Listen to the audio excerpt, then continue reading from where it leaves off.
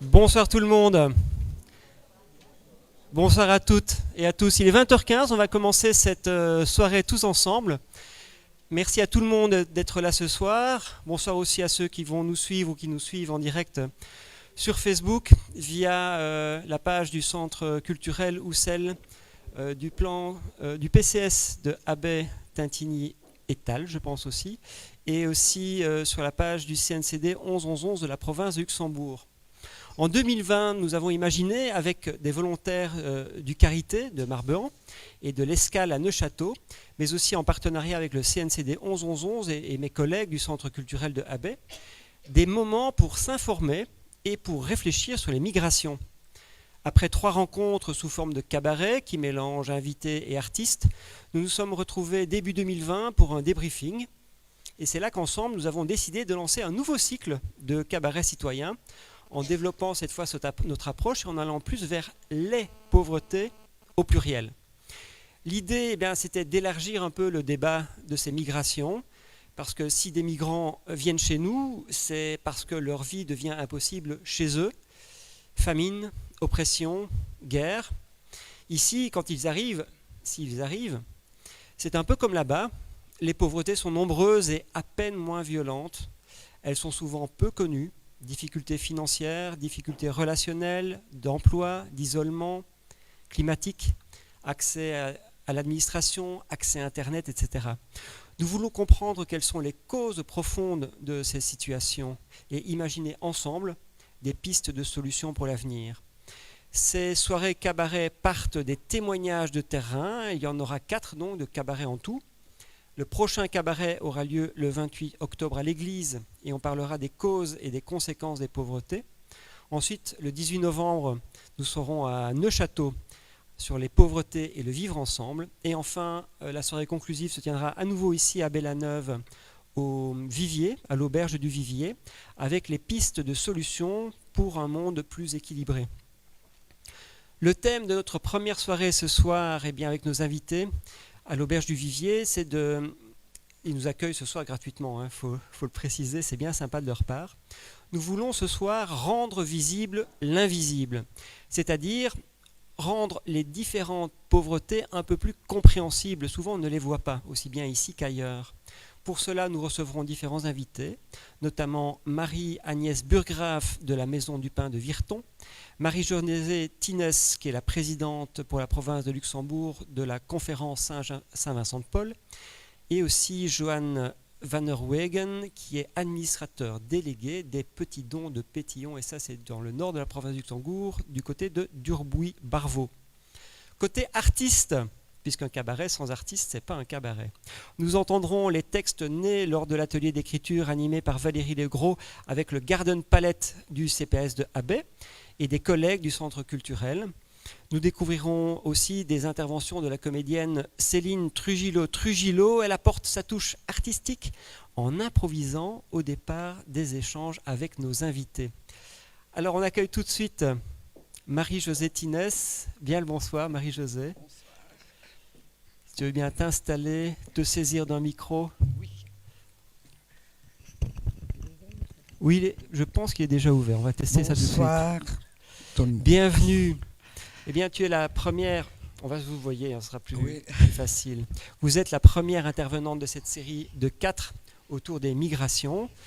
Vous êtes investie dans l'aide, dans l'écoute des autres, dans la solidarité, je dirais, depuis votre enfance. C'était à Sterpenich. Alors, comment en êtes-vous arrivée, en quelques années, à devenir présidente de la conférence Saint-Vincent-de-Paul pour toute la province de Luxembourg? Je pense que c'est une question de rencontre. Et disons que j'ai été repérée par des personnes qui ont trouvé que j'avais le potentiel nécessaire pour aider autour de moi. Mais il y a une chose que je voudrais préciser qui est ancrée en moi depuis tout le temps, c'est que je ne supporte pas l'exclusion. Pour différentes raisons, que ce soit financière ou sociale, Et je pense que c'est ça qui m'a motivé et qui me motive toujours à avancer, à trouver des solutions, même quand c'est compliqué. Mais voilà, donc ça c'est un peu mon parcours personnel qui justifie ma présence parmi vous aujourd'hui. Voilà. Merci.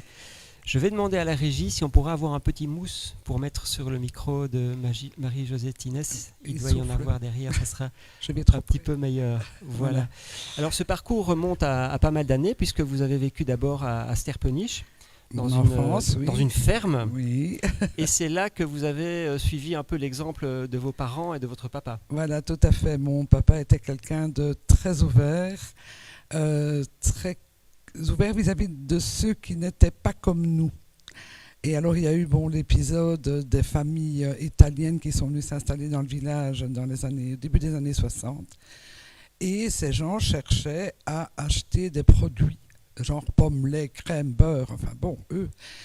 Et elles étaient rejetées parce qu'on ne les comprenait pas, on ne savait pas si elles pouvaient payer, enfin bon. Et mon père a dit un jour, non, on doit les accueillir, on doit les recevoir et on doit pouvoir leur donner. Et j'étais toute petite, hein, mais c'est une chose qui m'avait vraiment frappée. Et puis la vie a fait que j'ai pu continuer. L'opinion que mon père nous a laissée a vraiment forgé ma personnalité et mes relations vis-à-vis de ceux qui n'étaient pas comme nous. Voilà. Alors parlons un petit peu maintenant de la conférence, parce qu'on ne dit pas une ASBL, on dit une conférence Saint-Vincent-de-Paul. C'est une conférence qui a... On va couper le micro peut-être pendant...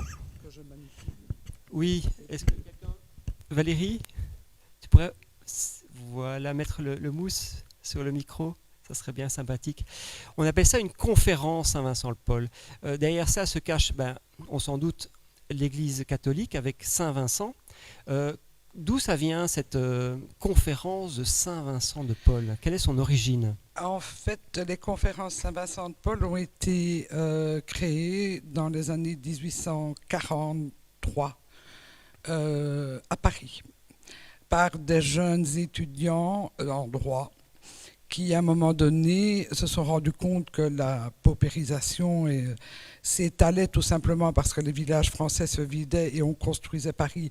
Donc, les gens venaient travailler, mais n'avaient pas des conditions de vie qui leur permettaient de rester dignes. Et alors, cet avocat, qui s'appelait Frédéric Ozanam, qui venait d'un milieu très aisé, avec des amis, a proposé ses services à l'Église. Et l'Église, un évêque apparemment, leur a répondu, écoutez, mettez-vous au service des plus pauvres.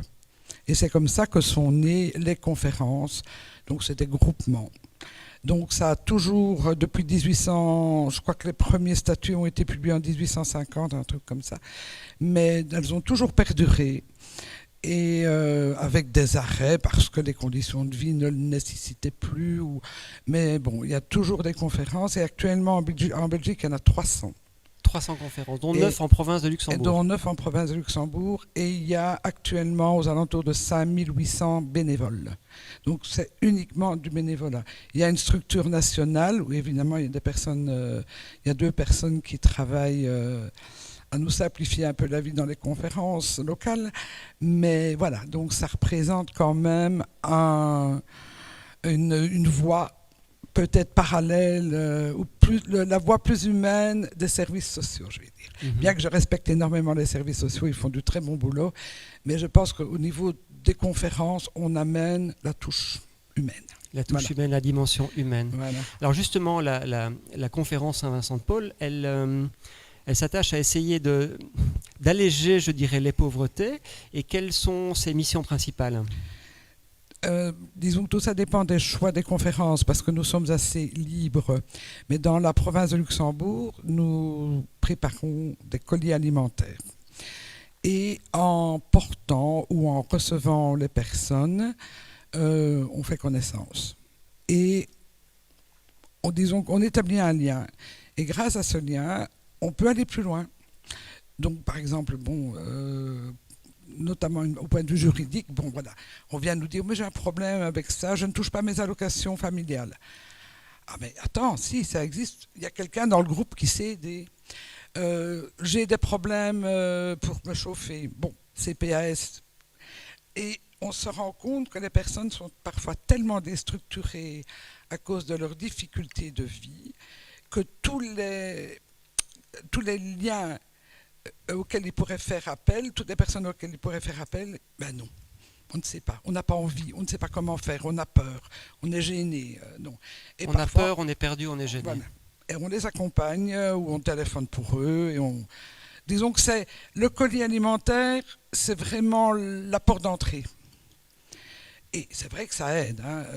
Quand le 15 du mois, il n'y a plus d'argent pour acheter du lait pour les enfants, ben, c'est un problème. Et si je comprends bien, c'est vraiment cette disponibilité, cette écoute et donc du temps Oui. qui vous permet d'aller plus loin dans l'aide Voilà. et de réorienter vers des services sociaux établis ou bien de continuer une aide. Notre devise, c'est aider les gens à se redresser.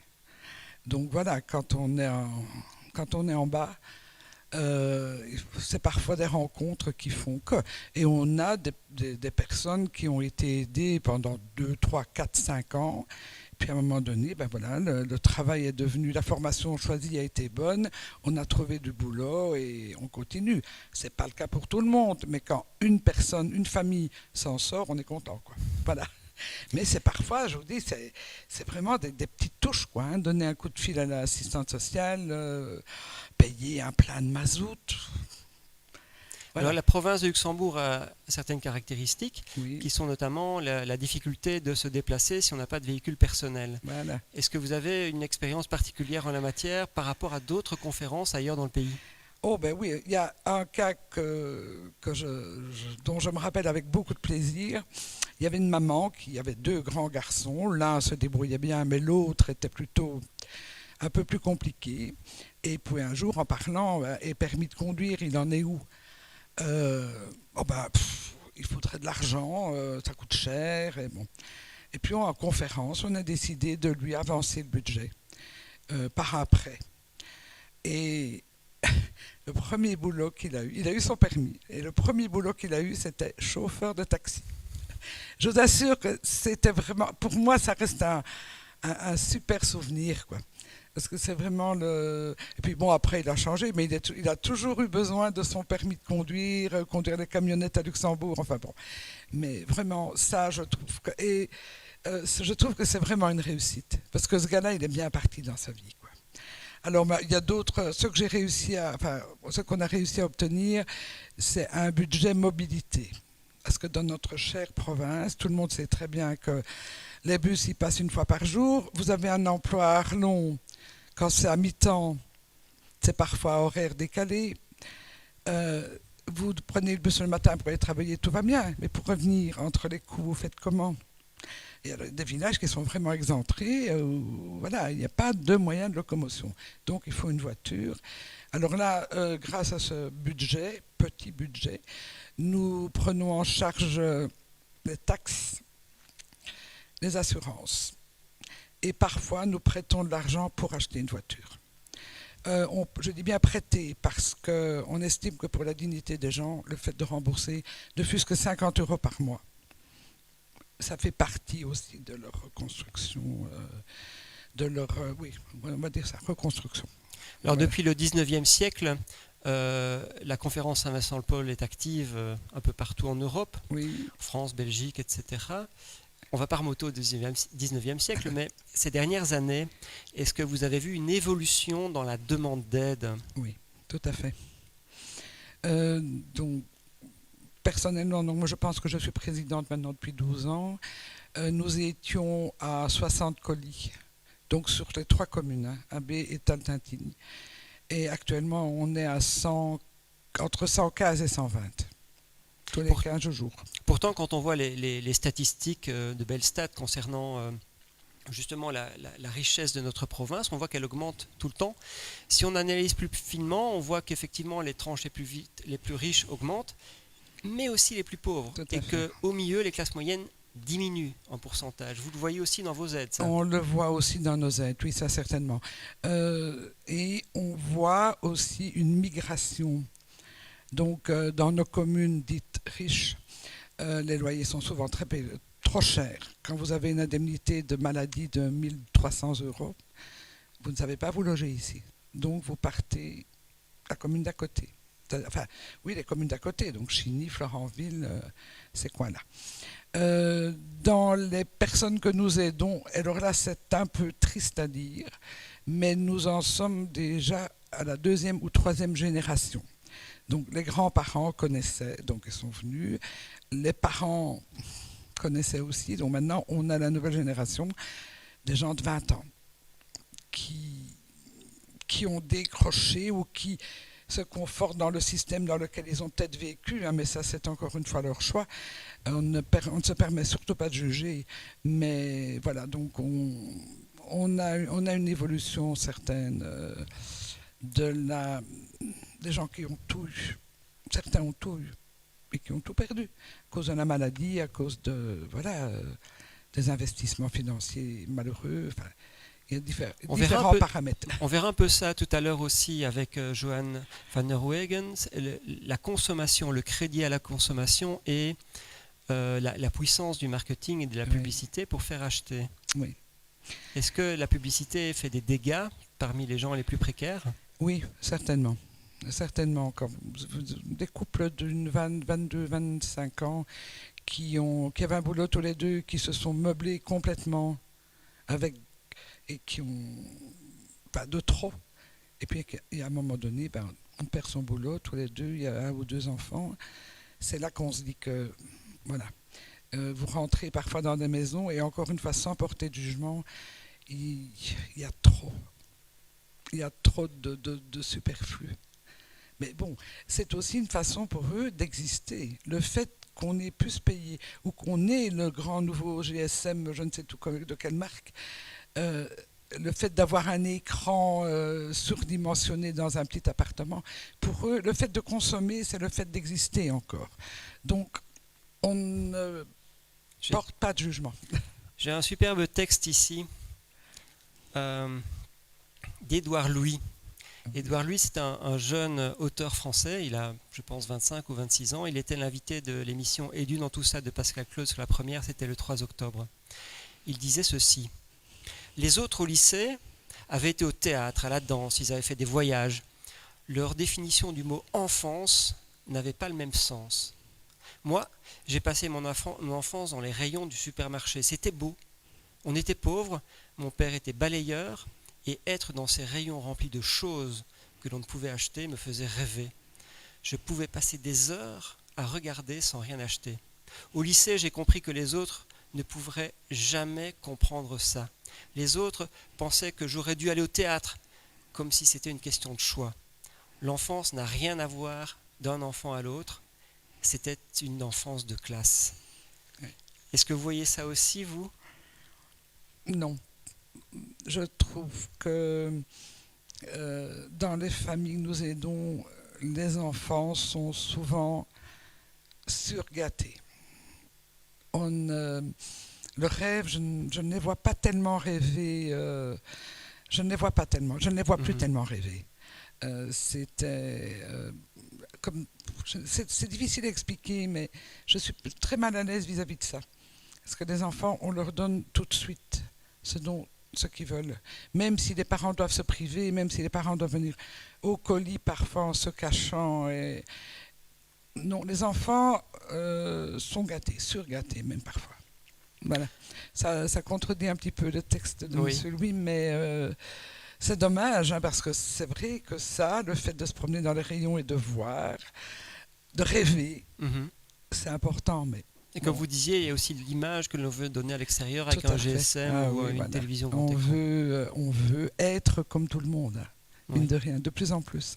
Est-ce qu'en cette période Covid, vous avez vu aussi une évolution de l'action de la conférence à Saint-Paul? Non, je ne peux pas dire qu'on ait plus de personnes, non. Enfin, globalement, je ne pense pas. Mais ce que j'ai constaté, c'est une distanciation des liens. Tout simplement parce qu'on n'a pas pu créer des conditions qui s'y prêtaient. Auparavant, des personnes venaient chercher leur colis, une tasse de café, on papotait, on échangeait des trucs. Vraiment, il y avait beaucoup de solidarité entre les personnes. Bon, les mesures Covid, évidemment, nous ont obligés à les maintenir à distance. Donc, on a un local qui s'y prête, mais bon, on les a maintenus à distance. Ben voilà, chacun prend son colis, on retourne dans sa voiture, on ne se parle plus. Et ça, je trouve que c'est un gros problème. Déjà que pour certains, parce que c'est vrai que pauvreté veut dire exclusion sociale, donc on ne reçoit plus à dîner, on ne va plus dîner.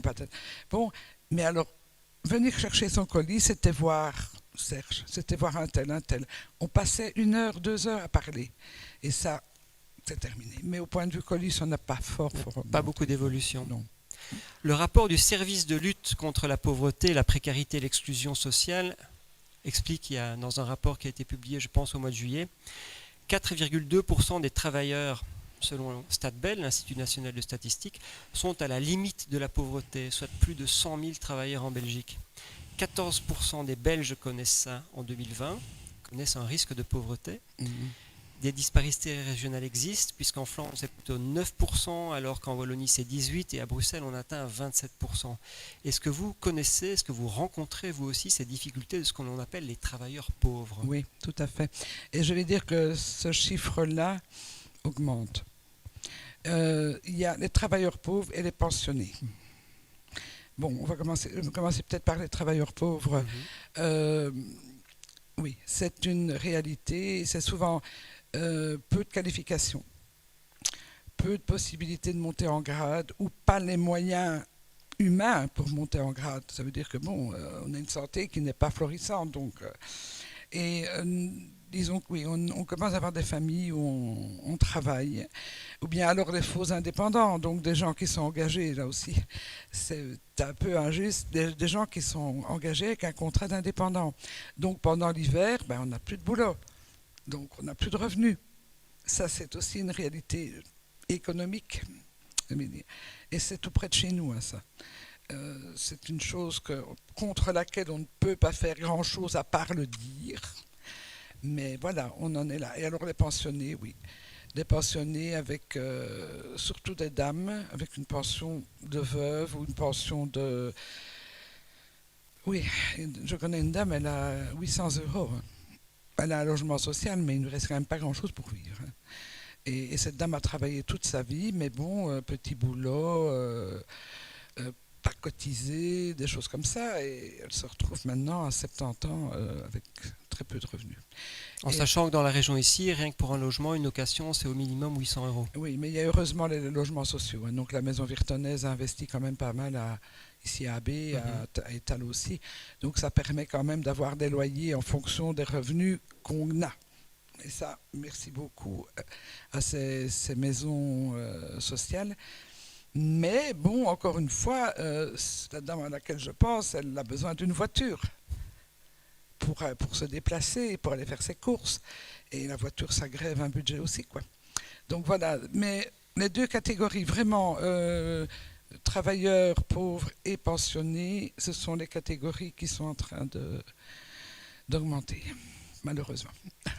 Merci Marie-Josée Thines, vous êtes la présidente pour la province de Luxembourg de la conférence Saint-Vincent-de-Paul. C'est un cabaret, on va faire une petite pause cabaret avec 4 textes. Ce sont des interventions qui ont été préparées lors d'un atelier d'écriture mené par Valérie Legros du Centre culturel de AB. Les participants, eh bien, c'était ceux du Garden Palette, c'est-à-dire un groupement, une coopération, je dirais, entre le CPAS de AB et le Centre culturel. Et ces textes, ce sont ceux de Dominique Remy, Albert Kreul-Claus, Niki Van Durm, Cédric Goffin, Sophie Thomas, Nicole Gillard. La lecture, c'est par Isabelle Deschamps et Niki Van Durm. Merci Isabelle. Merci.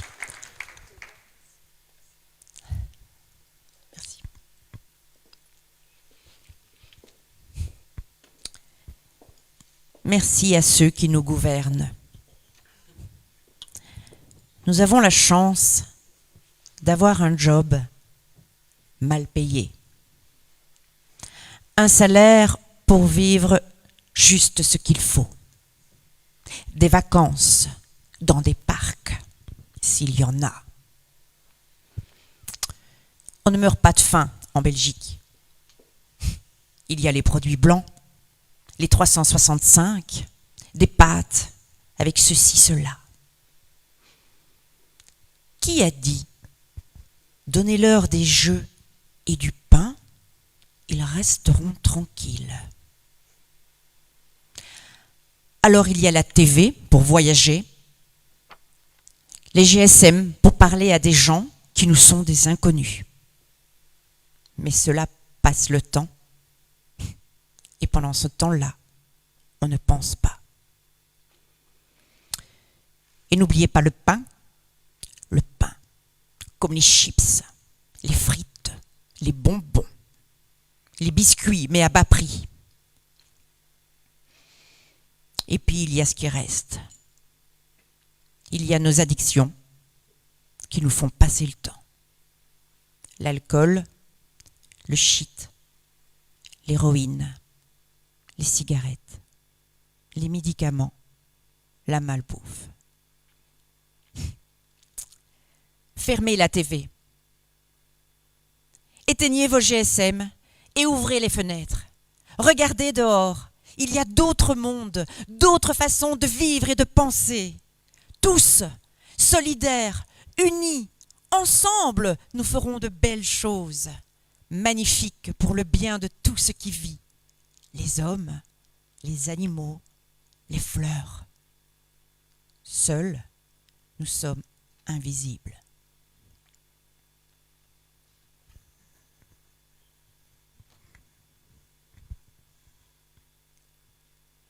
Si la précarité avait un visage, elle porterait le tien. Toi qui as connu une vie de rien, une vie de misère, toi qui as connu le froid, la faim, le poids du regard des autres et leur capacité à le détourner au moment de t'aider. Toi qui as connu le poids des mots et celui des mots. Toi qui étais une force de la nature, ton corps a fini par te lâcher et tu es parti te reposer. Là peut-être de cette route semée d'embûches. Si la richesse avait un visage, elle porterait le tien. Toi qui as connu une vie pleine, une vie de joie, toi qui avais toujours le sourire aux lèvres, une blague à raconter, une anecdote à partager, toi qui n'avais rien et pourtant qui étais le premier à donner. Toi qui as été comme un père pour moi, tu es entré dans ma vie et tu es devenu un membre de la famille. Tu es parti te reposer, mais tu as laissé une trace indélébile en moi.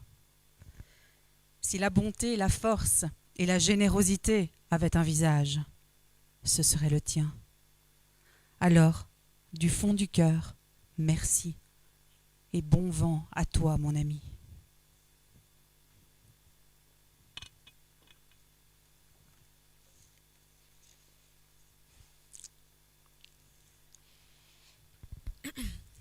Être en vie. Se sentir vivant dans les épreuves de la vie, les joies et les peines, dans la richesse et dans la pauvreté. Qu'est-ce que la richesse? C'est quoi être pauvre? Un manque de moyens matériels et ne pas vivre dans l'abondance, est-ce cela être pauvre?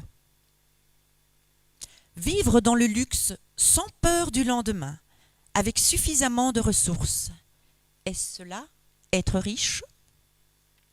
Des mots, des étiquettes que l'on colle sur la tête des personnes, rangées en catégories, aisées ou défavorisées. Fragilité des apparences. Être aisé, vivre dans l'opulence, sans peur du lendemain, mais passer à côté des vraies valeurs de l'existence. Accumuler des valeurs matérielles dans la crainte de tout perdre. Être dépourvu, Mais vivre en autosuffisance, avec juste de quoi manger, un toit, un lit, et sans trop craindre des lendemains difficiles, mais se délecter des vraies valeurs de l'existence. Le riche, pauvre d'esprit, et l'humble, riche de l'existence. Richesse et pauvreté se côtoient à travers le monde.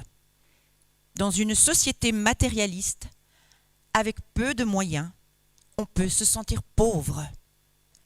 Et une personne un peu plus aisée peut se sentir riche.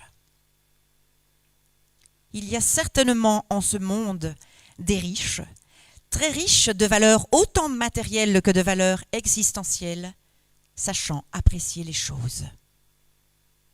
Et autant de personnes défavorisées, vivant mal leur pauvreté, luttant quotidiennement pour survivre. Tout cela est relatif dans un contexte de destinée et demande réflexion. Je me souviens des mots d'une chanson. Il me semble que la misère serait moins pénible au soleil. Je n'en suis pas vraiment sûre.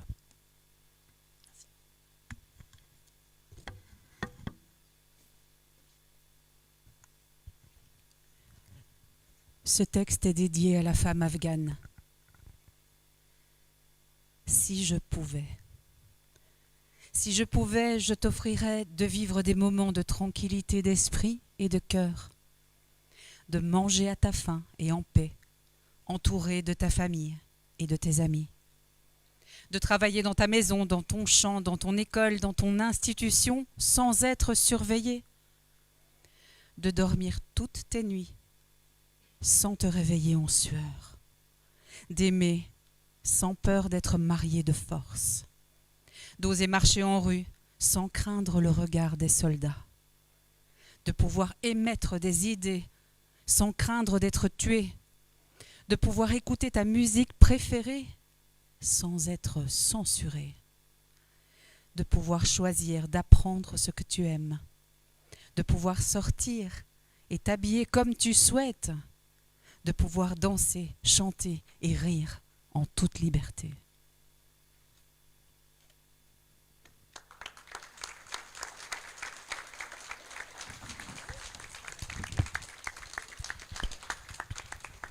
Voilà. Ces textes sont issus d'un atelier d'écriture qui a duré une petite journée, animé par Valérie Legros. Et donc les participants à cet atelier d'écriture étaient mixtes entre le Garden Palette et mes collègues du Centre culturel. Il y avait donc des textes de Dominique Remy, Albert Kreuklos, Niki Van Durm, Cédric Goffin, Sophie Thomas et Nicole Gillard. À la lecture, Isabelle Deschamps et Niki Van Durm. On change de sujet tout en restant dans le même, les pauvretés, les précarités, et cette mise en avant, cette mise en lumière des précarités. La maison du pain, on a parlé beaucoup de pain ces dernières minutes, bien tenir le micro comme ça, hein, d'accord, horizontal presque. La maison du pain, c'est un lieu d'accueil, c'est un lieu aussi de vie communautaire, pour les cas de crise familiale, conjugale, des situations de violence, des difficultés affectives, relationnelles, psychologiques, matérielles, etc. etc. Marie-Agnès Burgra, vous êtes la directrice de la Maison du Pain à Virton. En entendant ces textes, quelles sont les émotions, les idées, les souvenirs qui vous viennent à la tête? Le micro est bien ouvert, vers le haut. Voilà. Beaucoup d'émotions en entendant vos textes ici, en entendant aussi le témoignage donc de ma collègue ici. Beaucoup de choses, même à titre personnel, qui me renvoient aussi à ma vie, à moi, à mon enfance. Beaucoup de choses dans les hébergés qui sont là depuis des années chez nous à la Maison du Pain. Voilà. Et j'entendais tantôt, vous disiez qu'au niveau des institutions et des services sociaux, il n'y a peut-être pas assez de côté humain. Probablement c'est ça aussi, mais je pense que quand on travaille avec les familles, quand on travaille dans la pauvreté, l'humain est toujours là. Sinon on ne sait pas faire, je pense, du bon travail. Voilà, donc c'est effectivement beaucoup d'émotions et ça rappelle toutes des situations qui qui existent vraiment, qui vivent, des personnes, des familles qui vivent dans notre maison depuis des années, et voilà, et qui vivent des choses très compliquées au niveau de la violence, effectivement, au niveau des enfants, voilà. Alors justement, la Maison du Pain, il y a deux parties, si j'ai bien compris, dans la Maison du Pain. Il y a d'une part la maison communautaire et la maison d'accueil. C'est quoi la différence entre les deux?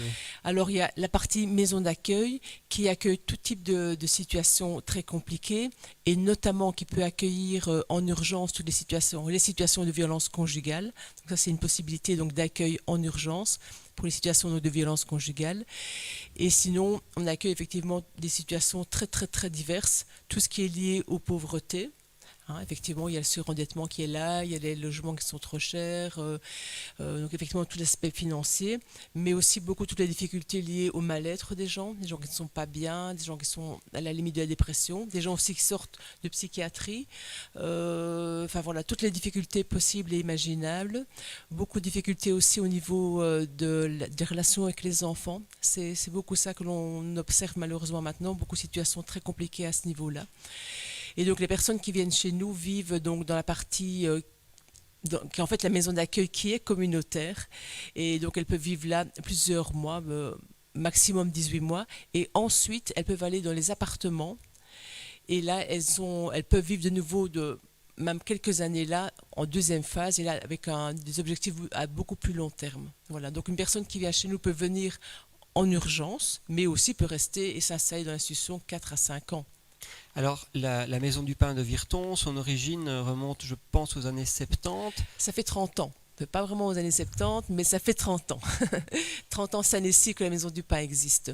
Et c'est une initiative, un mix entre vie féminine d'un côté, les équipes populaires de l'autre, c'est ça? En fait, quand vous m'avez invité, quand vous avez invité à la Maison du Pain, vous avez parlé des pauvretés. Je dis, mais on ne travaille pas que dans les pauvretés, nous. Et en fait, en venant tantôt, j'étais en train de réfléchir un peu à ce que je vais vous expliquer. Puis je dis, allez, 89, le livre blanc des pauvretés. Je dis, quoi, les pauvretés? Mais oui, en fait, c'est ça. Donc, au départ, il y a eu en 1989, donc un peu plus que 30 ans, plusieurs associations qui se sont mises ensemble, dont effectivement Vie Féminine et les équipes populaires et le MOC aussi. Ils ont réfléchi à la problématique de la pauvreté en province du Luxembourg et ils ont sorti le livre blanc.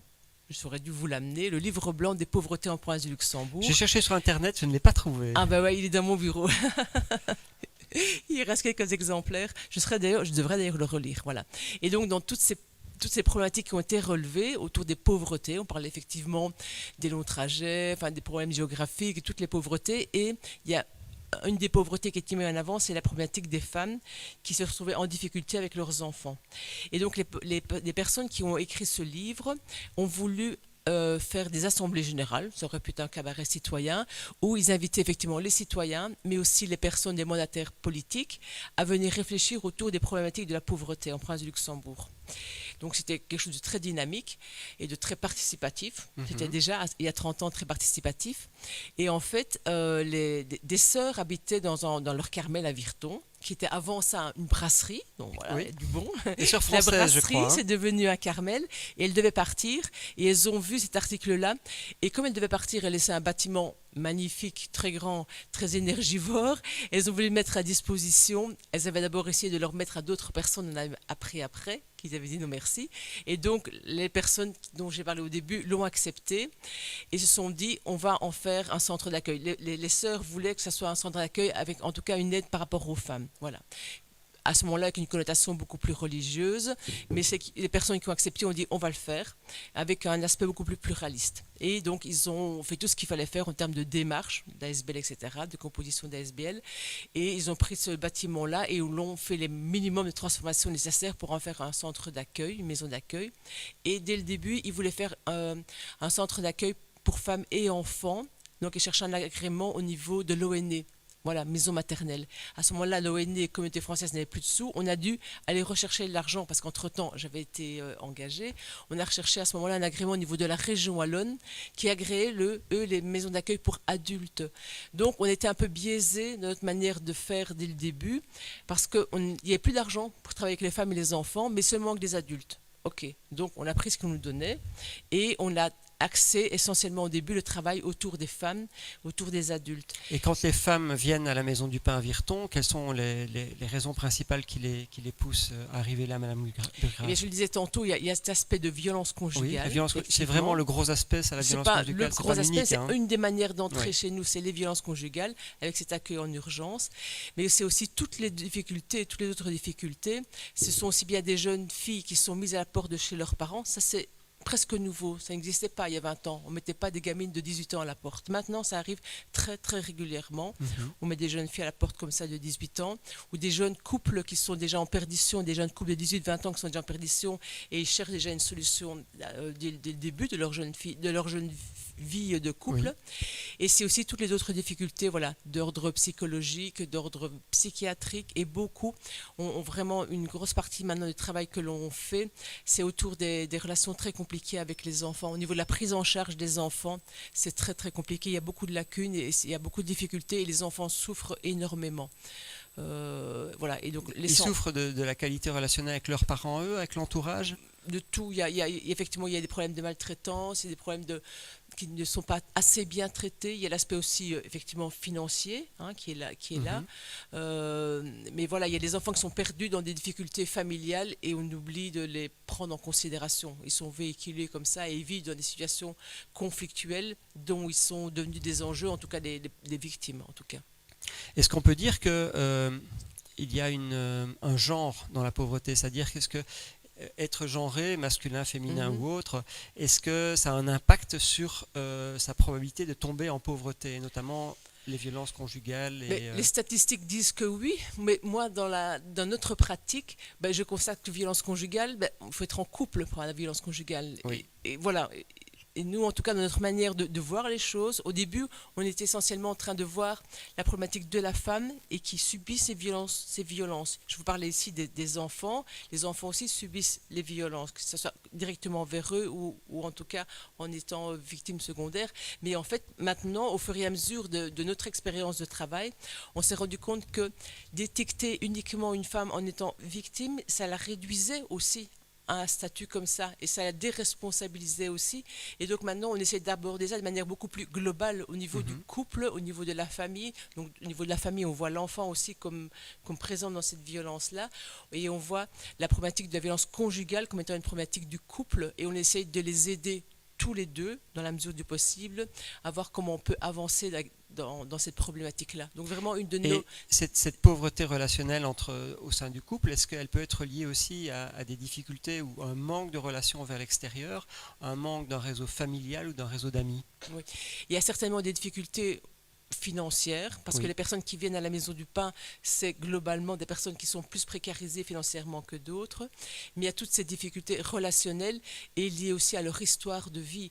Et c'est un petit peu ça que nous, on essaie de faire au niveau du travail avec les personnes, hommes, femmes et enfants, c'est de voir un petit peu qu'est-ce qui se passe dans leur vie là maintenant, qu'est-ce qui s'est passé dans leur vie auparavant, qui aurait conduit à ces difficultés-là. Et donc, on essaye vraiment de voir avec elles et de les aider par rapport à ça. Nous, ce qu'on dit, on ne dit pas les aider à se redresser.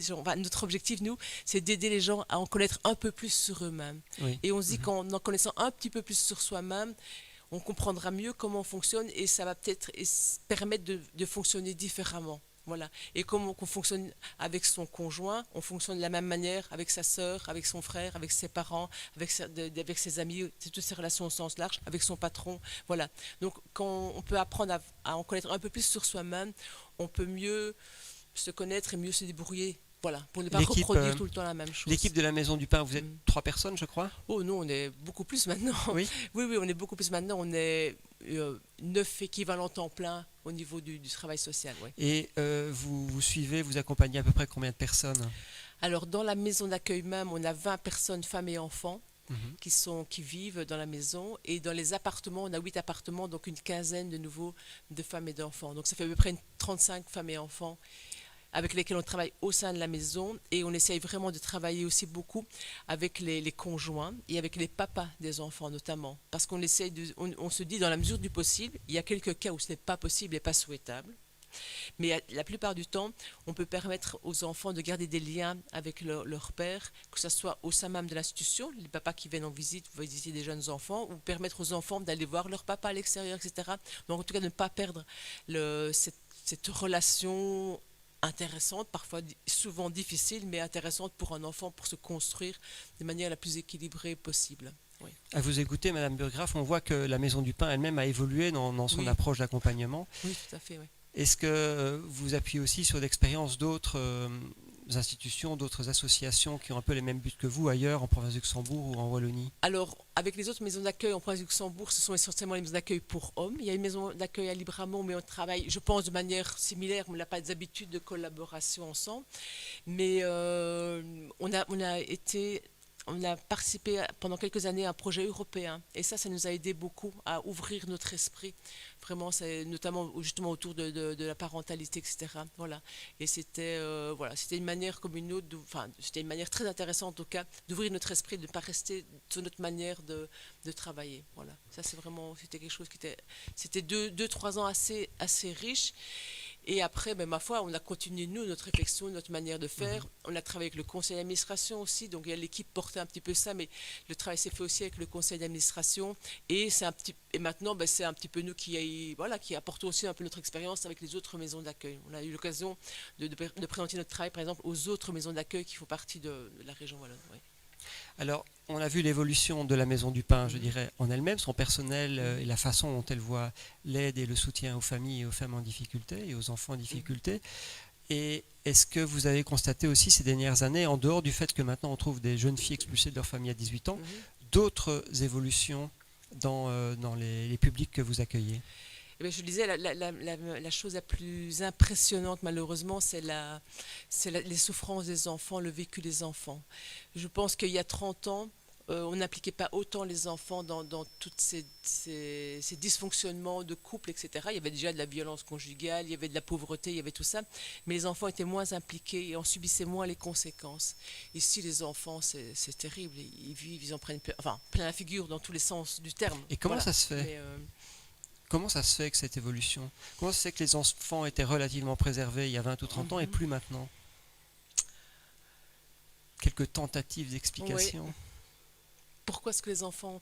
En tout cas, les parents n'arrivent plus à préserver leurs enfants, je pense, à protéger leurs enfants de leur propre vécu, de leurs propres difficultés. En tout cas, il n'y a plus cette intention.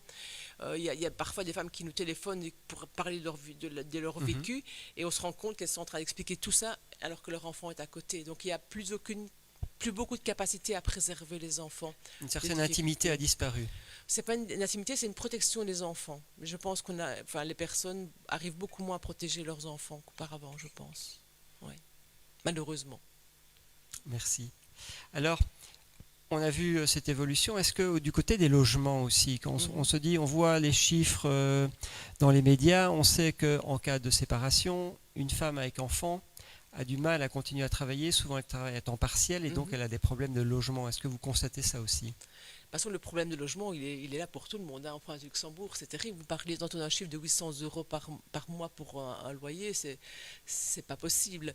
Donc effectivement, les personnes qui sont chez nous restent parfois plus longtemps qu'elles le souhaiteraient parce que c'est très compliqué de trouver des logements corrects à un prix raisonnable. Donc, même à Virton? Même à Virton. Oh, bah oui, même à Virton. Oui, tout à fait.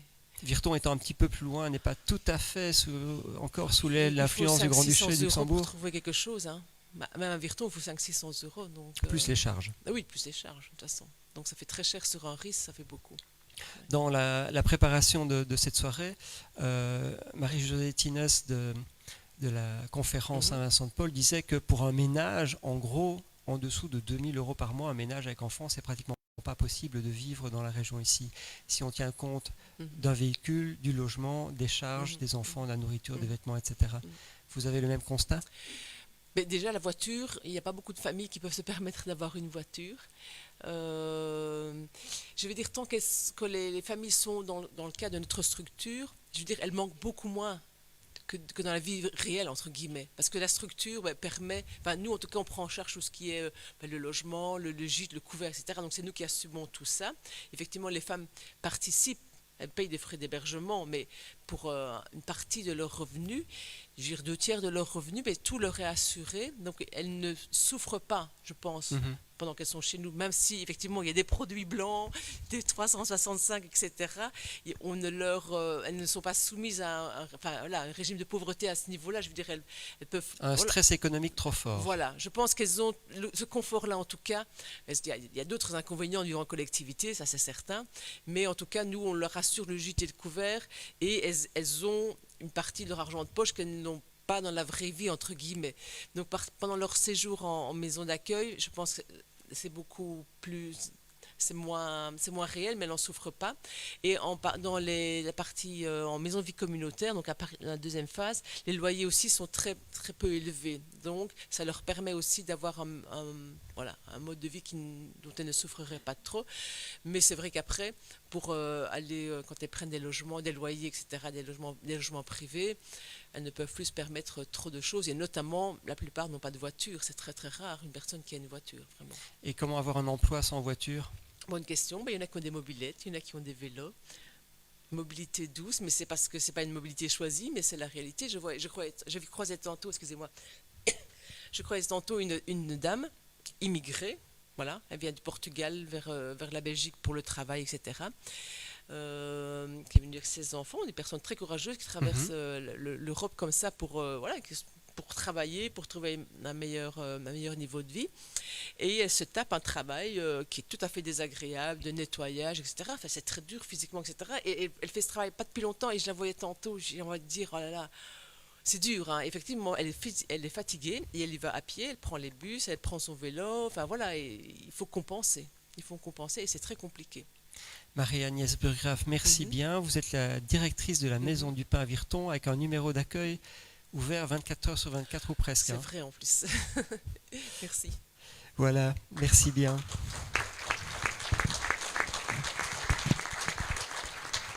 Il est temps que je vous présente Céline Trujillo. Elle habite en Gaume, Céline.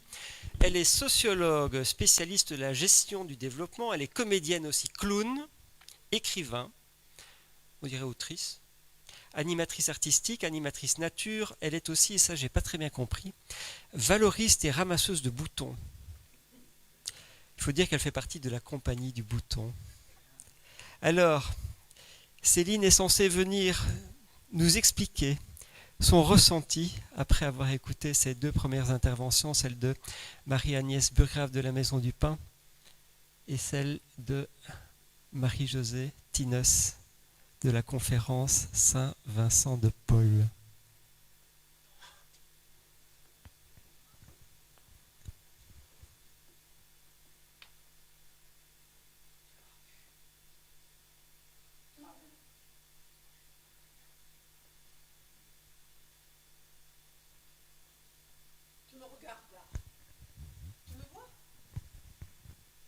Je te vois, mais je ne t'entends pas.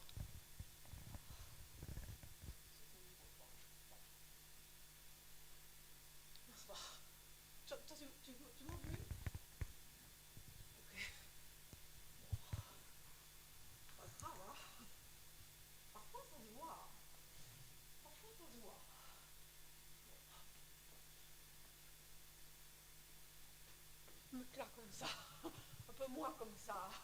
On voit encore? Oui. Bon, c'est pas grave. Ce qui m'énerve, c'est que je dois attendre, quoi. Je dois tout le temps attendre. Comme si j'avais que ça à faire, quoi. Je veux dire, j'ai plein d'autres choses à faire, hein. C'est pas comme si ça allait pas dans ma vie, quoi. Je veux dire, j'ai plein de choses à faire. Oui, bien sûr. Bien sûr. Bah, monsieur, t'as toussé? Pourquoi t'as toussé, monsieur? Tu me crois pas? J'ai plein de choses à faire. Voilà. Hop, je vais là. Le matin, je suis là. Je vais là. Je vais là. Hop, hop, hop. Je vais là. Hop, je vais là. Je dis, je travaille. Voilà. Puis après, je tourne un peu en rond, là. Voilà. Là, jusque là. Voilà. Puis après, j'attends, quoi. J'attends parce qu'en fait, la voiture qui m'a amené ce matin, elle n'est pas revenue encore. Donc j'attends, quoi. Voilà. Parce qu'en fait, on m'a promis une voiture pour aller travailler. Donc quand j'étais là, j'ai eu la voiture, j'ai pris, puis je suis arrivée, j'ai fait mon petit tour en rond, et puis après, quand mon travail était terminé, j'attends. Mais là, ça fait longtemps que j'attends, et j'attends depuis longtemps, mais il n'y a pas la voiture, quoi. Donc je ne sais pas très bien comment je vais revenir là, quoi. Je sais pas. Ce qui m'énerve, c'est d'attendre, quoi. Ça m'énerve d'attendre, parce qu'en plus, c'est pas comme si j'avais des trucs à faire. J'ai fini mon travail, moi. J'ai fini, j'ai même pas mon sac. J'ai même pas mon sac, j'ai même pas mon téléphone. Qu'est-ce que je vais faire, moi, à force d'attendre comme ça? On va finir par me faire penser des trucs dans ma tête. Moi, j'ai pas envie de ça. J'ai pas que ça à faire, Ça va, moi, et là, faut pas non plus me plaindre, tout va bien. Ça se voit. Donc j'attends. C'est juste un peu pelant parce que du coup, ça fait réfléchir, quoi. Mais sinon, ça va. C'est pas comme si Maxime m'attendait à la maison non plus. De toute façon, c'est pas grave. Il y a la télévision. J'ai tout prévu. J'ai tout prévu pour lui. Oui, alors j'ai tout prévu pour lui. On a été ce week-end. J'ai dit, Maxime, carte libre, tu peux tout prendre. Il a tout pris. Il était très content. Et après, il était tout content. Il s'était partout comme ça. Il m'a acheté un peu beaucoup de trucs. Après, il était content. Je me demande quand même pourquoi la voiture n'arrive pas, du coup. Je ne sais même pas si je dois attendre, là, mais ça m'énerve d'attendre. Je déteste attendre. Je vais faire un petit rond, là. Après tout, je suis déjà là pour le travail de demain, après. Oui, ils sont pas comme ça. Bon, c'est la nuit, là. C'est déjà la nuit. C'est déjà la nuit. Il ne fait pas si chaud la nuit finalement. Je trouve que ça commence à être un petit peu froid la nuit, vous ne trouvez pas? Mais sinon ça va. Je veux dire, c'est pas comme si j'avais pas de kawaii ou des trucs comme ça, quoi.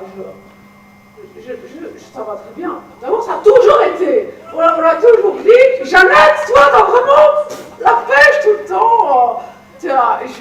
Vraiment, Maxime, il va très bien aussi. Et on va très bien, tous les deux. C'est juste que là, j'attends et ça m'énerve. Faut me croire. Vous n'avez pas vu un petit sac? Un petit truc à manger. Un petit truc à grignoter en attendant. Parce que comme ça m'énerve d'attendre, En fait, comme ça m'énerve d'attendre, j'aurais bien aimé pouvoir faire un truc en attendant, et donc manger un petit truc en attendant, comme ça, c'est autre chose, quoi. Non? Il n'y a pas de petit sac. Bon, de toute façon, on m'a dit d'attendre, j'attends. Je veux dire, moi, je dis, si on fait plus confiance, on s'en sort plus. Moi, je fais confiance, j'attends, on m'a dit la voiture va arriver, la voiture va m'emmener ici pour le travail. Pas comme si je pouvais rentrer à pied quand même, parce que vous savez, moi j'habite en province du Luxembourg. Et la province du Luxembourg, c'est grand. Et parfois on m'emmène là-bas. Et du coup, moi je dois revenir, mais à pied c'est pas possible. Bon, même si j'adore, je suis sportive à fond et tout, j'adore faire des trucs à pied, mais là, c'est pas possible. On va passer un bus ou quoi, un truc. Il y a encore des bus à cette heure-ci. Non, il n'y a pas de bus. Ah mais non! On est en province de Luxembourg. D'ailleurs, je ne sais pas, peut-être que je devrais déménager, je ne sais pas. Mais je ne sais pas si Maxime accepterait non plus. Je ne peux pas le perturber. Il y a tous ces trucs-là, je n'ai pas envie de le perturber. Il doit être bien de toute façon là. Je me tracasse pas vraiment, ne me tracasse pas. Il est bien, on a tout ce qu'il faut. Moi j'ai le travail, lui la télévision. J'ai pas mon téléphone, je l'ai plus, je sais pas pourquoi. Je m'en avais un avant, mais je sais plus, je sais pas ce qu'il est passé. Je sais pas. sais pas, j'en avais un avant, moi, de téléphone. Oui, j'avais un téléphone, comme tout le monde, hein. Sinon, ça se verrait, quoi. Alors, les gens qui n'ont pas de téléphone, ça se voit, quoi. Alors, les gens qui ont... Hein, ça se voit, non? Moi, ça se voit que j'ai un téléphone. Oui? Oui, ça se voit, je veux dire, de la base, quoi. Il est quelle heure, en fait, là? Hein? Moi, j'ai une montre, mais j'ai pas de pile dedans. Moi, il faut des piles maintenant dans les montres, hein? C'était pas dans le colis, la pile. Il n'y avait pas de pile dans le colis. Je sais pas pourquoi il n'y avait pas de pile dans le colis. Parce qu'il faudrait quand même penser à mettre des piles dans les colis, quand même. Hein?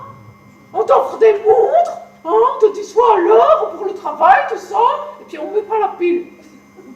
Je veux dire, si on ne met pas la pile, oh là là, ça me fait mal à la tête, en fait, je réfléchis trop, là. Monsieur, t'as pas une voiture? T'habites où? Tu veux pas me parler? Tu me vois et tu ne veux pas me parler? Tu me vois et tu me parles pas? Si. Oui, c'est ça. Je pue. Non, oui. Oui. Oui, mais c'est le soir. Moi, j'ai beaucoup travaillé, hein. Alors, je voudrais bien rentrer à ma maison maintenant. Parce que, quand même, je me demande quand même si Maxime dort. Je sais pas. Je ne sais pas quelle heure il est d'abord. Je crois qu'il ne dort pas beaucoup la nuit. Quand je travaille la nuit, il ne dort pas beaucoup. Hein. Je crois qu'il réfléchit comme moi. Il réfléchit devant la télévision. On réfléchit beaucoup. Hein. Avant, on réfléchissait beaucoup mieux. Hein. Maintenant, on réfléchit un peu différemment, quoi. Mais on réfléchit toujours. Hein. Moi, je ne me plains pas. Hein. Un bon travail. Ce qui m'énerve, c'est d'attendre. Lui, là, il me regarde depuis tantôt à rien dire. C'est énervant, c'est des gens qui sont comme ça, à rien faire. Vous savez, tous les gens qui vous regardent et qui disent « Ouh, on te voit, on fait rien. » Tout le monde sait que j'attends une voiture, personne ne fait rien. Voilà. Voilà. C'est la vie, mais je me plains pas. D'abord, j'aime pas la voiture, je déteste ça. J'aimerais pas la voir. Genre, tu m'en donnes une? J'en veux pas. Je veux pas la voiture. Tu me donnes ta voiture? Vas-y, chiche, donne-moi ta voiture. Donne-moi ta voiture. Non, tu vois, t'oses pas. Mais en fait, ça ne m'intéresse pas du tout. Moi non, j'ai pas besoin. Hein. J'ai pas besoin, je m'en sors très très bien. Voilà. Je pense que je vais quand même partir à pied quand même, non? Parce que, je sais pas, 53 km, un truc comme ça. Ça fait combien ça sur une heure? 10 heures. Ah, 10 heures. C'est un peu moins que la nuit. Non, plus que la nuit. Bon, si je... Oh ben peut-être que la voiture m'attendra demain matin à la maison. Ah, c'est peut-être ça le truc. Oui. Peut-être j'ai mal compris. Hein. Ça m'arrive de ne pas toujours tout comprendre dans leur truc là. Je crois que je vais faire le trajet à pied, là, c'est mieux. Hein, parce qu'à force d'attendre là sur place, ça me stresse en fait. Je réfléchis trop et c'est ça. Je vais marcher, parce que quand on marche, on ne réfléchit pas. On a les idées qui passent et on ne réfléchit plus. Voilà. Marcher tout droit et puis je vais aller voir Maxime. Voilà. Et tant pis. Par contre, si la voiture revient, vous pouvez dire que je suis sur la route principale. S'il vous plaît. Au cas où. Sans déranger.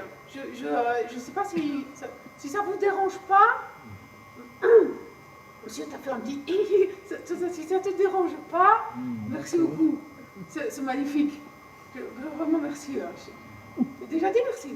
Oui, j'ai dit merci. Voilà, ce serait super gentil. Bon, attends, je vais marcher parce que ça m'énerve de réfléchir. Voilà, j'arrive à réfléchir quand on marche. On m'a dit, j'arrête, je marche, tu ne réfléchis pas. Et tu vas travailler et tu ne réfléchis pas. Et tu attends et tu réfléchis. Non, j'attends plus, je marche. Voilà, marcher, voilà. Hop. Et si jamais la voiture arrive, hop, j'arrête. Ok? Je marche là, voilà. Ok. Si jamais ça, vous pouvez le dire. Bon, ok.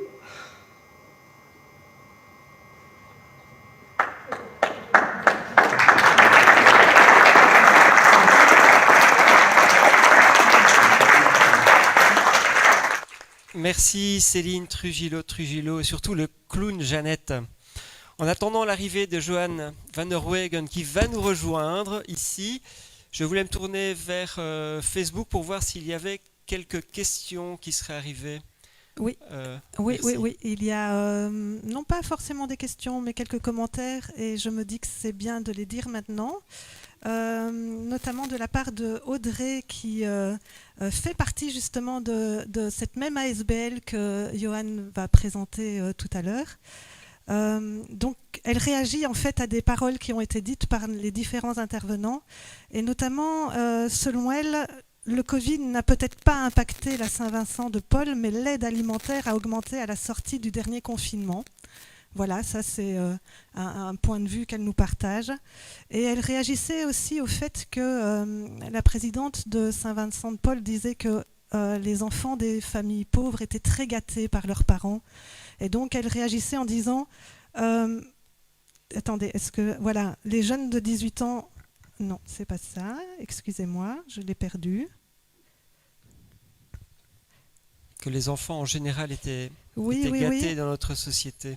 Oui. Elle expliquait que c'était peut-être dû au fait que finalement il n'y avait que ça à faire, c'est-à-dire les gâter dans un magasin, par rapport au fait que dans notre société, il y avait beaucoup d'enfants qui avaient des stages, qui partaient en vacances, et que ces enfants-là ne pouvaient pas partir en vacances, avoir des stages qui coûtaient relativement cher. Et donc peut-être que c'était aussi une manière pour les parents d'être bien avec leur enfant. Elle expliquait aussi à un dernier moment que c'était par rapport au fait que les familles monoparentales avaient parfois des difficultés et devaient mettre leur enfant de 18 ans, à partir de 18 ans, hors de la maison, parce qu'il y a ce fameux statut de cohabitant qui fait que d'un point de vue fiscal, à partir de 18 ans, ça devient 2 personnes imposables au sein d'une même famille. Et donc, voilà, elle mettait en avant le fait que ce statut du cohabitant était quelque chose sur lequel le citoyen devait peut-être agir encore et encore pour interpeller le politique pour qu'il change la loi. Voilà. Oui, quand 2 personnes sous le même foyer sont au chômage, eh bien, l'un des 2 revenus est fortement diminué. C'est une particularité belge. Il y a pas mal de gens qui se dressent contre ça, notamment Edgar Schotz, si je me souviens bien. On va aborder ces questions. Merci Corinne. Alors, comment présenter cette association de Barvaux-sur-Ourthe, dans le nord, le grand nord de la province de Luxembourg? Les petits dons de Pétillon, rien que le nom, c'est tout un programme. Alors, je pourrais parler de ce que vous organisez, comme par exemple les Ripper Café, la plus grande boîte à dons que j'ai jamais vue de toute ma vie. Moi, je m'imagine une boîte à dons, pour moi, c'est une armoire. Et chez vous, elle fait combien de mètres carrés? Oh, à peu près 200. 200 à 300 mètres. C'est une ancienne piscine municipale qui est devenue une boîte à dons. Des ateliers de toutes sortes pour en sortir, une approche zéro déchet, des dizaines et des dizaines de bénévoles. Je crois que le mieux, c'est vous demander à vous, Johan van der Wegen, vous êtes l'administrateur délégué de cette association, de cette ASBL, avec Audrey Simot, qu'on vient d'entendre par ses commentaires sur la page Facebook. Alors, c'est quoi cette ASBL? D'où vient-elle et qu'est-ce qui l'a fait vivre? Tenez bien votre micro comme ça. Voilà. Mais si on veut l'historique de l'ASBL, ça date maintenant exactement de 10 ans. Par hasard, j'ai retrouvé la date et la première affiche, où 3 personnes un peu farfelues, 3 personnes utopistes ont décidé, dans la région de Durbuy, de faire un événement qui s'appelait Pétillon, à l'époque. Pétillon, ça veut dire...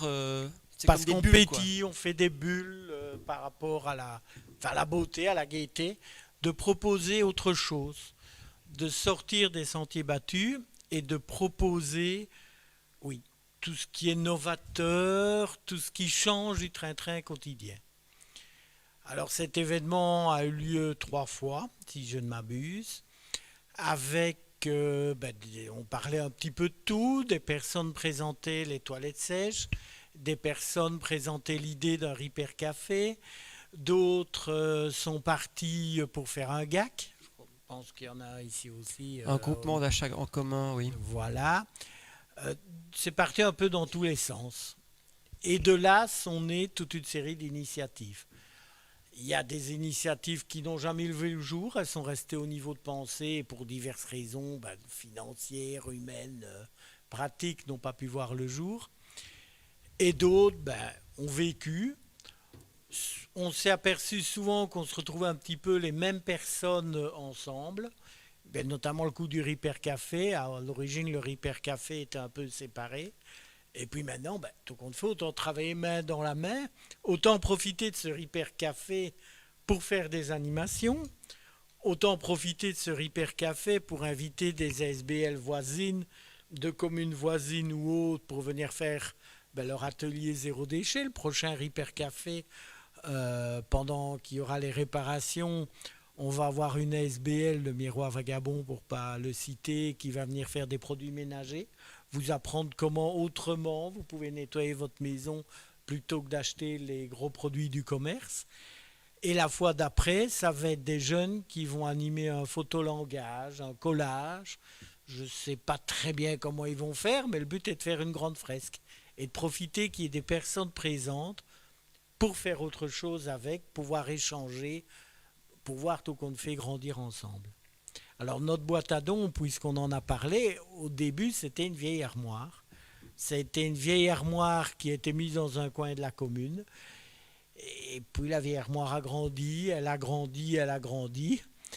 Et le dernier coup d'agrandissement, c'est, on va quand même positiver à un moment, même si c'est un événement malheureux, c'est après ces inondations-ci, où on s'est retrouvé pour diverses raisons à devoir coordonner une certaine aide matérielle, en partie aide alimentaire.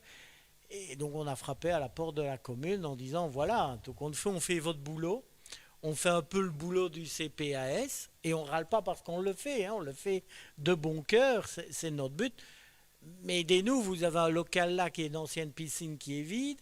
Nous, on a des gens qu'on reçoit sous tente pour réussir à donner un colis, pour donner le minimum vital car ils ont tout perdu. Ça a permis d'ouvrir les portes et de pouvoir rentrer à l'intérieur de cette ancienne piscine. Puisque vous êtes installé à Barvaux-sur-Ourthe, oui. L'Ourthe c'est un cours d'eau qui a débordé pendant l'été. Très fort, on en parle un peu moins que d'autres communes, mais oui, on a encore des personnes qui ne savent pas si elles pourront un jour rentrer chez elles. Voilà, Durbuy, Barvaux, etc. Et donc là, ça a été une période assez particulière pour vous. Non seulement il faut peut-être accueillir des gens qui ont perdu leur maison, qui ne peuvent plus y retourner momentanément, mais aussi qui ont perdu des souvenirs, des meubles, des instruments de cuisine, de l'électroménager, etc. Heureusement, tout ce qui est électroménager, tout ce qui est meubles, on peut aider.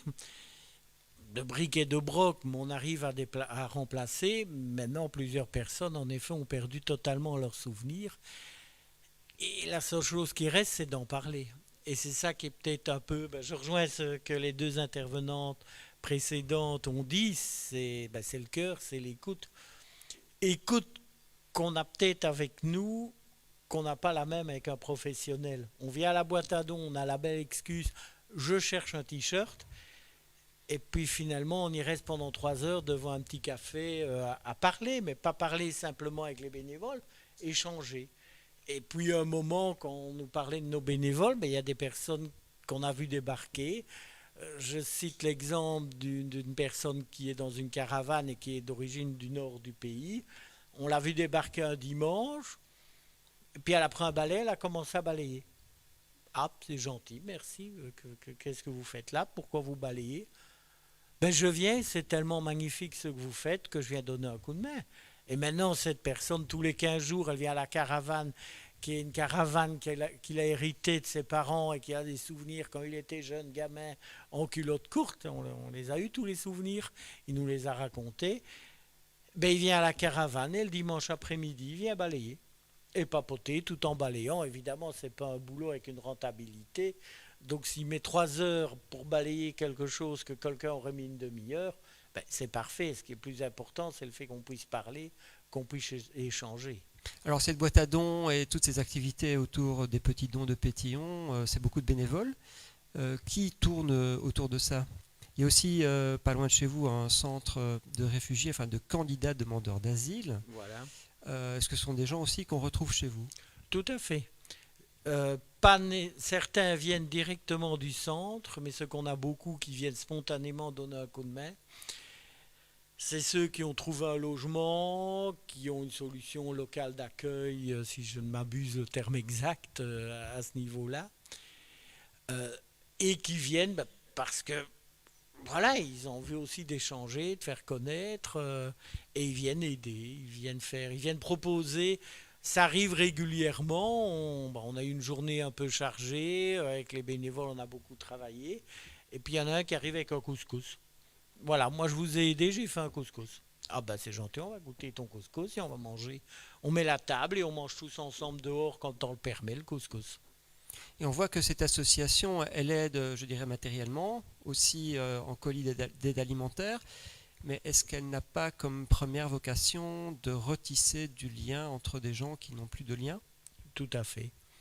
Et sans avoir, c'est un peu notre spécificité où nous on n'est qu'avec des bénévoles, c'est que tout se fait sur base volontaire. On ne va pas aller chercher quelqu'un, on n'a pas un assistant social qui dit tu dois aller dans le groupe un tel. Il faut, comme on a vu, des personnes déstructurées, à un moment, il faut un peu les pousser. J'aime pas l'expression de donner un petit coup de pied au cul, mais c'est un peu ça, il faut un peu pousser. Ici, c'est volontaire, on vient, on discute, et ça a permis aussi d'aider des personnes. J'ai bien aimé l'intervention par rapport à l'accueil de la Saint-Vincent, où c'est un peu ça, on vient discuter. Je n'arrive pas, j'ai pas l'ordinateur, je ne sais pas faire la demande de bourse pour ma fille. Ah ben moi j'ai un ordi et j'ai un lecteur de cartes. Ah ben on va se mettre ensemble et essayer de dépatouiller ça. On ose plus facilement pousser la porte pour le demander qu'un service agréé où on a toujours quand même un peu peur. Oui, mais ils vont peut-être s'apercevoir que... Ou... Voilà, nous on sait bien qu'on vient, c'est fait, puis voilà. Ça dépend aussi peut-être des relations que l'on tisse avec les autres partenaires, qu'ils soient institutionnels ou pas. Est-ce qu'une entente efficace peut être faite, par exemple, avec les CPAS, avec la Saint-Vincent-de-Paul du côté du nord de la province, etc.? Je dirais qu'au niveau, en tout cas, de la basse, il y a une très bonne entente. Avec la Saint-Vincent, on hérite régulièrement de restants de pain. Il y a des fois, les surplus européens sont en grosse quantité et il faut un petit peu donner à d'autres personnes. Avec une association chez nous qui dépend du CPS, qui est Integra, qui a créé un magasin de meubles, donc qui est un peu ressourcerie si on veut, mais uniquement avec des meubles. Bien quand on nous propose des meubles en don, on n'a pas la place malgré le nombre de mètres carrés pour les stocker et on n'a pas le matériel non plus pour le faire correctement, on les envoie chez eux. Et eux, quand on a besoin d'étagères pour pouvoir ranger les vêtements, on voit arriver un camion de chez Integra, on a reçu des étagères, c'est un peu bancal, donc on ne veut pas les revendre, mais elles vont très bien et nous, on en hérite. Donc réellement, il y a des collaborations qui se font au niveau du terrain, au niveau de terrain. Ce qu'on refuse, c'est de faire dossier ou autre, on n'est pas apte à en faire. Ça, c'est clair. Alors, Johan, là, vous êtes installé avec votre association Les Petits Dons de Pétillon sur la commune de Durbuy. On la connaît pour ses aspects touristiques, assez luxueux, etc. Est-ce que dans cette commune, il y a autant de pauvreté qu'ailleurs? Et est-ce que le fait d'être dans une commune touristique, on n'aurait pas tendance, les autorités et le secteur touristique n'aurait pas tendance à vouloir cacher la pauvreté? Si, tout à fait. Je dois dire que par rapport à certains grands entrepreneurs touristiques, on gêne. On a eu une expérience à un moment, donc la boîte à dons a changé plusieurs fois d'endroit. Il y a une personne qui a mis à notre disposition un garage. On gênait parce qu'on était en plein sur la route touristique pour aller à Durbuy-Vieilleville. Et on nous a demandé gentiment de bien vouloir évacuer. Ça, c'est clair. Mais quand on parle de touristes, je ne veux pas qu'on mette tous les touristes dans le même sac. Parce qu'on parle et on voit souvent le tourisme à la TV, les hôtels, Durbuy-Vieilleville. Bon, Durbuy-Vieilleville, il n'y a même pas 200 habitants. Durbuy-Vieilleville, ce n'est que des hôtels, des gîtes et des restaurants. Voilà. Non, ils n'arrivent pas à 200, je crois qu'ils sont 150 habitants rien que pour... Vous avez une célèbre habitante d'ailleurs dans le centre-ville. On a Christine Mailly qui, je crois, restera la dernière habitante, en effet, d'Urbuy-Vieilleville. Un peu comme dans le film La soupe aux choux. Là, voilà. On l'accueillera d'ailleurs dans Madame Mailly, dans le cabaret qui aura lieu à Neufchâteau. Ça sera le 18 novembre prochain. Ben voilà. Donc ici, je disais, il y a ce style de touriste, mais on a quand même pas mal de touristes qui sont, je les appelle les touristes plus de caravane, de camping. La personne, le néerlandophone dont je vous parlais, c'est ça, c'est des personnes qui ont la caravane. Certains y habitent quasi à l'année parce qu'on parle d'habitat permanent, mais il y a toute une frange de la population qui sont en habitat permanent sans l'être réellement. On a parlé des loyers qui sont prohibitifs. Je n'ai pas d'exemple du sud de Luxembourg, j'ai des exemples plutôt de Bruxelles. Mais voilà, je crois qu'on peut recopier les cas de personnes dont les enfants, les grands enfants, ne savent pas se payer un appartement sur Bruxelles. Les parents ont réussi à le faire. Bien, les parents viennent vivre à la caravane. On est pensionné, donc on n'a pas besoin du même stress, du même rythme de vie.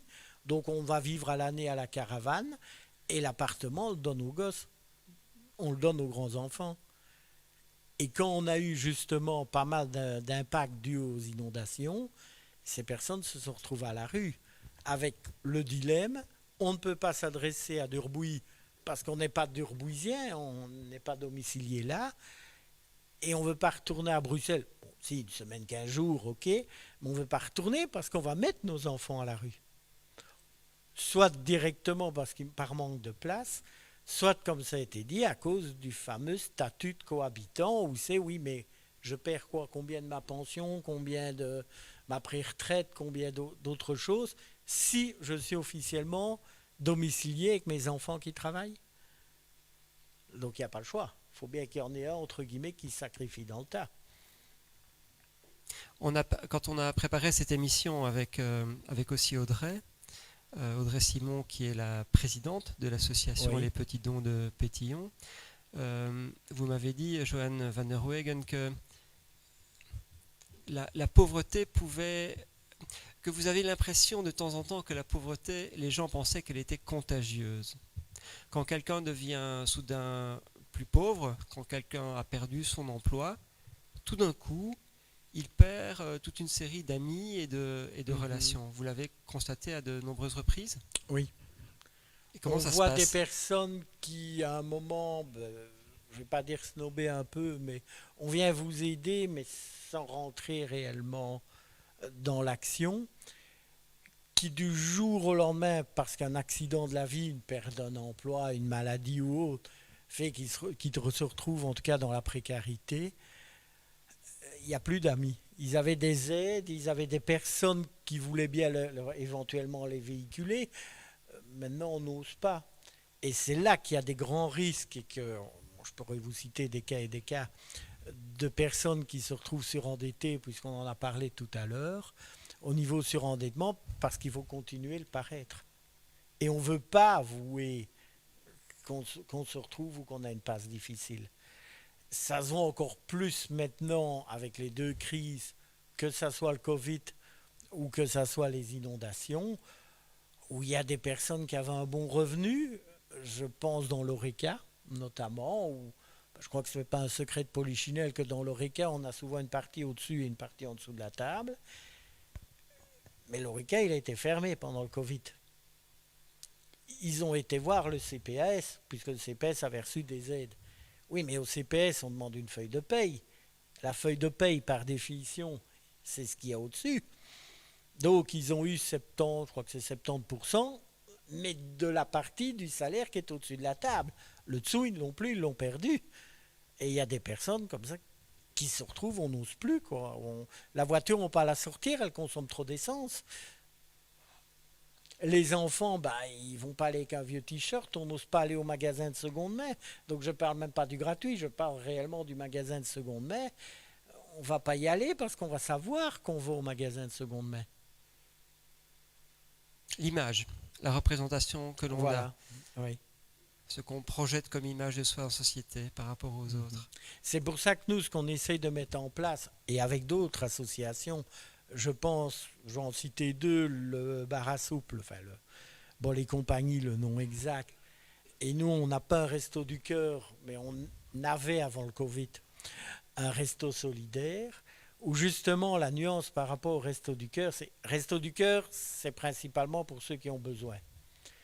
Resto solidaire, ce n'est pas que sur la précarité, la pauvreté financière. Il était fréquenté à peu près 50-50 par des personnes qui en effet avaient faim et par des personnes, je pense des personnes plus âgées, qui ne sont pas super riches, mais qui étaient toutes seules.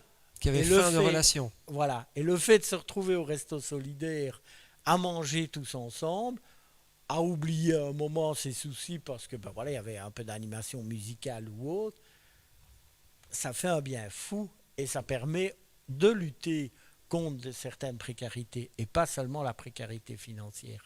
Et ces personnes, elles sont exclues par définition des aides où on demande une preuve de revenu parce que sur papier, elles gagnent trop.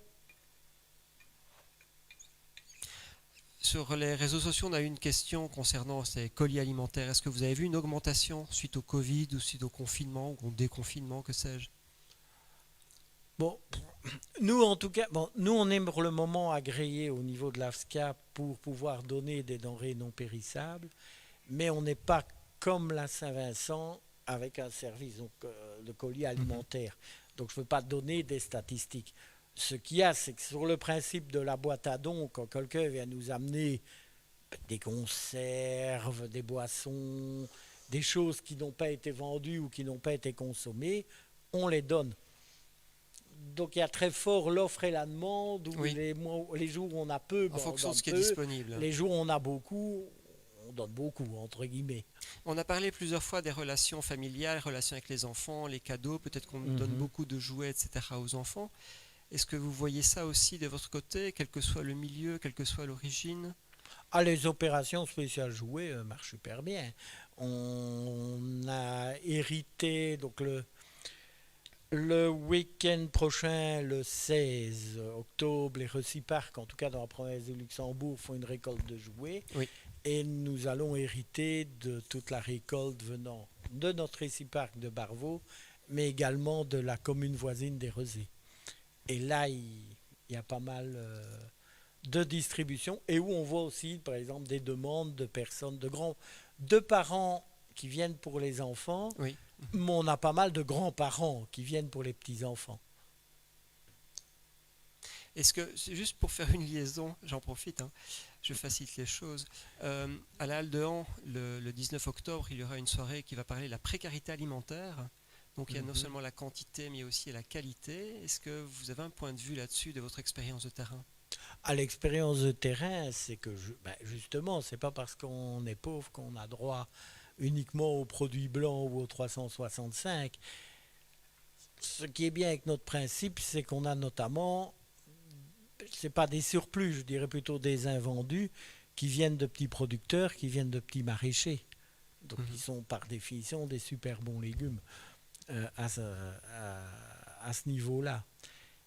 Maintenant, une chose qu'on a constatée aussi, d'où l'intérêt, là c'est moi qui fais le lien, apprêté pour un rendu, c'est qu'il ne suffit pas de donner à manger.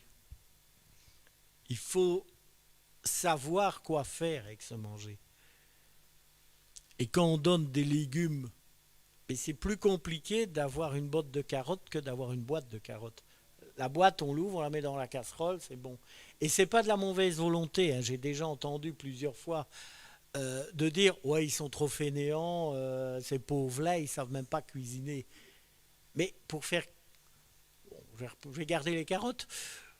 Pour faire cuire les boîtes de carottes, il suffit de l'ouvrir ou même on la met dans un bol et on met le bol au micro-ondes. Ou on met la boîte au bain-marie. C'est simple. Pour laver les carottes, pour peler les carottes, pour faire cuire les carottes, il faut d'abord savoir le faire, mais il faut avoir la casserole, il faut avoir le gaz, il faut avoir un minimum de talent cuisinier pour mettre un peu de sel, pour mettre un peu de tout. Donc il faut l'avoir, ce sel. Il faut les avoir, ces épices. C'est beaucoup plus compliqué que d'ouvrir la boîte de carottes toute faite. D'où l'intérêt d'avoir, même pas officiellement, ces ateliers où on peut discuter, on peut avoir une personne, mais tu sais, tes carottes, si tu mets ça dedans, oh oui, je ne savais pas.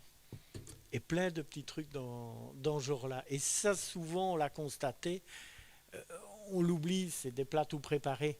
C'est des choses qu'il n'y a plus qu'à mettre au micro-ondes. Alors on s'achemine tout doucement vers la fin. J'aurais 2 dernières questions Oui. à vous poser, Johan van der Wegen. La première, c'est quel est votre désespoir pour l'avenir? Qu'est-ce qui vous tracasse pour les années à venir? Pas 10 choses. Hein. Non. Bien le fait qu'on se retrouve de plus en plus au niveau de 2 classes, que la classe moyenne disparaît petit à petit, et que plusieurs personnes se retrouvent de plus en plus bas, et avoir besoin de ces aides pour survivre. À la limite, moi je dirais mon rêve, c'est qu'il n'y ait plus besoin de Saint-Vincent, qu'il n'y ait plus besoin de nous, qu'il n'y ait plus besoin des Restos du Cœur. Coluche, je le rappelle, quand il a créé les Restos du Cœur, il les voyait vivre 5 ans, et pas plus, c'était réellement pour répondre à une crise. Ils sont toujours là. Et ils travaillent de plus en plus. Là, Saint-Vincent, vous avez dit que vous avez de plus en plus de personnes qui viennent au colis. Mon rêve, c'est qu'on n'ait plus besoin de nous. Parce que, voilà, tout le monde aura à manger ou tout le monde saura se débrouiller. Donc ce qui vous tracasse, c'est cette dichotomie, c'est cette Belgique à 2 vitesses. Voilà. Et d'un autre côté, les gros investissements qu'on voit et qu'on excuse en disant ça crée de l'emploi, oui, mais quel emploi et à quelles conditions? Et on ne voit pas à côté combien ils ont détruit. Alibaba à Liège, ce n'est pas la solution. Si Alibaba apportait réellement un plus, oui, mais si les emplois qu'Alibaba va soi-disant créer, c'est des emplois d'autres entreprises qui ont dû fermer parce qu'ils n'ont pas su répondre à la concurrence, au bilan, ça n'apporte rien, au contraire. Et quand on dit emploi, quel emploi? Alors la dernière question est quel est votre espoir pour l'avenir? Quelles sont les choses que vous voyez maintenant qui vous semblent positives et que vous voulez voir continuer? Ce qui a été très positif ces derniers temps, c'est la solidarité qui s'est faite réellement au niveau de toute la Belgique, même de l'Europe. J'ai été sidéré avec les inondations qu'on a eu des personnes de France, on a eu des personnes d'Anvers, du nord du pays, qui même sans le demander, c'est d'eux-mêmes qu'on débarquait, qu'on frappait à la porte. J'ai un smirmorque, il faut le vider, je vous amène des choses. Alors, on était tout paf, on n'avait pas prévu de le vider, ce smirmorque, mais on l'a vidé et il a bien servi. Ou des personnes qui sont venues du centre de la France. Réellement, cette solidarité de terrain. Merci Johan. Merci à vous. Johan van der Wegen qui est administrateur délégué au Petit Don de Pétillon, une association qui est présidée, j'y arriverai, par votre compagne Audrey Simon. Merci. On s'achemine doucement vers la fin.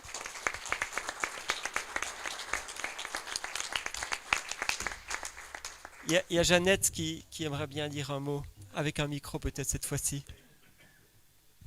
Non, mais c'est pas pour critiquer, hein, voilà, mais quand même au final c'est quoi être pauvre, enfin, parce que moi j'ai lu quand même beaucoup de choses sur le sujet.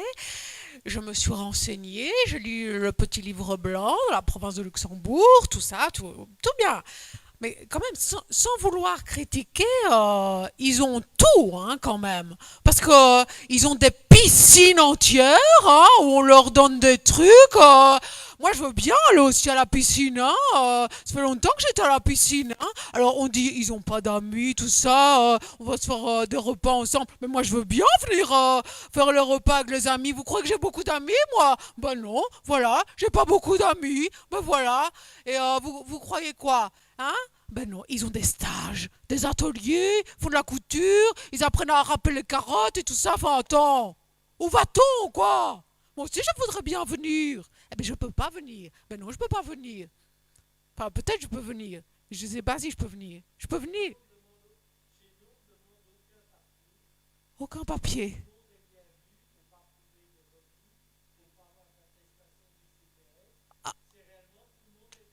Eh ben voilà, c'est pas pour critiquer, hein, mais voilà, y a aucune preuve, quoi. Hein, c'est quoi la preuve, finalement, qu'on est pauvre, hein? Je veux dire, on n'a pas d'identité là-dessus, un papier, un passe, un truc, quoi. Où on dit, tu es pauvre. Quand même, ce serait plus facile, quoi. Au moins, moi, je sais qui est pauvre, qui est pas pauvre, hein. Voilà, quoi. Sinon, tout le monde peut être pauvre aussi, hein. Tout le monde peut aller à la piscine, non, voilà. Mais moi, je veux bien venir quand même, parce que je trouve sympathique. Je vous ai entendu tantôt, j'ai trouvé que ça avait l'air sympa, puis on peut balayer, tout ça, faire enfin, ce qu'on veut, quoi. Si on veut passer toute la nuit à balayer, on peut. Moi, j'adore prendre mon temps comme ça, c'est gai. J'aimerais bien faire un petit tour, là. Ah ben voilà. Mais on n'en parle pas trop, hein. C'est juste par curiosité. Voilà. Ok? Je fais juste passer. Hein? Voilà. C'était juste pour pas critiquer, hein. Je voulais juste... voilà. C'est à Barvaux. Vous habitez en Gaume et les petits dons de Pétillon, c'est à Barvaux. Il faut aller jusque-là. Tu as une voiture, monsieur? Transport en commun. En transport en commun, ça veut dire qu'on va dans la voiture ensemble ou quoi? L'administrateur délégué ici des petits dons de Pétillon, il est venu en train. Il ne peut pas repartir. Il ne peut pas repartir en train, il doit attendre demain, loger ici. Ah ben voilà, c'est ce que je dis. Voilà, on leur donne tout, quoi. Des salles comme ça. Moi, je veux bien une salle comme ça tous les jours, hein, pour dormir. Ben non, hein. Ouais, le grand luxe ici, t'as pas vu, toi, ça? Franchement, moi, je veux bien dormir ici tous les jours. Non, mais franchement, on peut dormir ici ce soir. Je suis sûre que tout le monde voudrait, hein, ici. Regarde, franchement, c'est sympa, non? Si, hein? Si on pouvait, hein? Mais bon, on dit qu'il faut pas de papier et tout ça, mais hein? On verra, hein? On va aller voir par curiosité, mais c'est pas. Merci Céline Trujillo. Merci pour cette intervention donc, qui clôture notre premier cabaret citoyen. Ce soir, le thème, c'était rendre visible l'invisible. J'espère qu'on a pu le faire un petit peu. Nous avons entendu Marie-Agnès Burgrave de la Maison du Pain, Marie-Josée Tinos, la présidente pour la province de Luxembourg de la Saint-Vincent de Paul, et Johan van der Wegen des Petits Dons de Pétillon. Un tout grand merci aux volontaires qui ont préparé cette soirée, le collectif L'Escale à Longlier-Neuchâteau, le Carité à Marbehan-Abbé, le CNCD 1111 province de Luxembourg. Merci aussi aux artistes du jour, Céline Trujillo, Isabelle Deschamps, Niki Van Durm, les auteurs, Dominique Remy, Albert Kreul-Klaus, Cédric Goffin, Sophie Thomas, Nicole. À la régie, il y avait au niveau vidéo Yves David, aux caméras Julie Roland, Mathilde Standard et Cédric Goffin. À la régie internet, Corinne Legros.